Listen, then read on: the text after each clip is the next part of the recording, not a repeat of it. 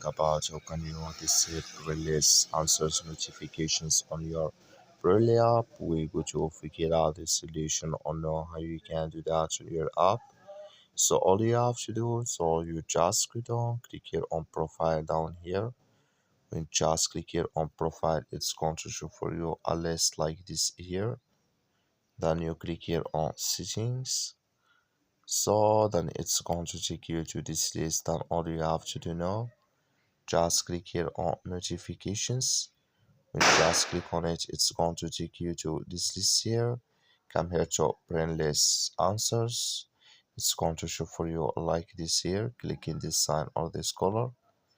So when you just click on it, like you see color, it's gone. That's me brainless answers notifications disable with us now. That's all you have to do. That's all. Thank you for watching. Don't forget to support us by liking, subscribe.